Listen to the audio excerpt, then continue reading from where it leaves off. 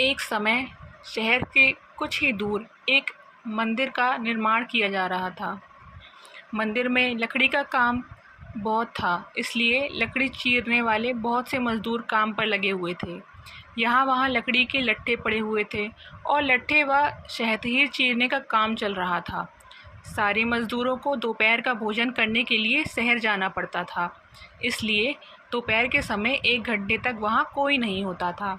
एक दिन खाने का समय हुआ और सारे मज़दूर काम छोड़कर चले गए। एक लट्ठा आधा चिरा रह गया था। आधे चिरे लट्ठे में मज़दूर लकड़ी का कीला फंसाकर चले गए। ऐसा करने से दोबारा आरी घुसाने में आसानी रहती है। तभी वहाँ बंदरों का एक दल उछलता कूदता आया। उनमें एक शरारती बंदर भी था, जो बिना मतलब चीज़ों से छेड़छाड़ करता रहता था। पंगे लेना उसकी आदत थी। बंदरों के सरदार ने सबको वहाँ पड़ी चीज़ों से छेड़छाड़ न करने का आदेश दिया। सारे बंदर पेड़ों की ओर चले गए, पर वह शैतान बंदर सबकी नज़र बचाकर पीछे रह गया और लगा अड़ंगेबाजी करने। उसकी नज़र आधे लट्ठे पर पड़ी। बस वह उसी पर पिल पड़ा और बीच में अड़ाए गए कीले को देखने लगा। फिर उसने पास पड़ी आरी को देखा, उसे उठाकर लकड़ी पर रगड़ने लगा। उससे किर्र किर्र की आवाज़ निकलने लगी, तो उसने गुस्से से आरी पटक दी। उन बंदरों की भाषा में किर्र किर्र का अर्थ निखट्टू था।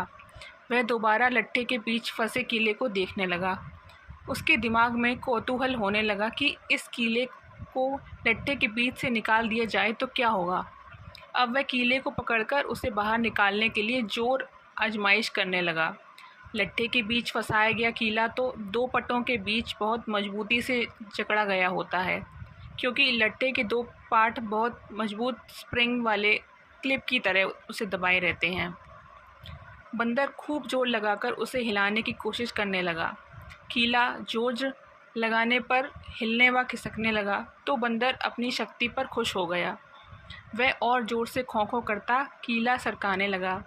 एक धींगा मुश्ती के बीच बंदर की पूँछ 2 पटों के बीच आ गई थी, जिसका उसे पता ही नहीं लगा।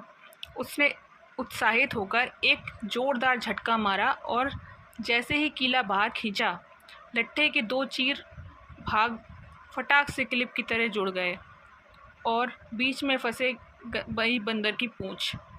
बंदर चिल्ला उठा। तभी मज़दूर वहाँ लौटे। उन्हें देखते ही बंदर भी भागने के लिए जोर लगाया तो उसकी पूँछ टूट गई। वह चीखता हुआ टूटी पूँछ लेकर भागा। तो बच्चों, इस कहानी से हमें क्या शिक्षा मिलती है? इस कहानी से हमें यह सीख मिलती है कि बिना सोचे समझे कोई काम नहीं करना चाहिए। ऐसी ही और वीडियोस देखने के लिए हमारे चैनल को लाइक और सब्सक्राइब करना ना भूलें और जुड़े रहें हमारे चैनल से टूनी टून्स। Thank you.